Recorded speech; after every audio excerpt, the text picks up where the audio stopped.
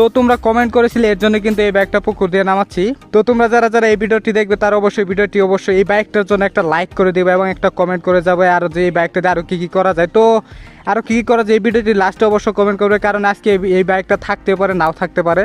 তো গাইস তাহলে চলো যাওয়া যাক।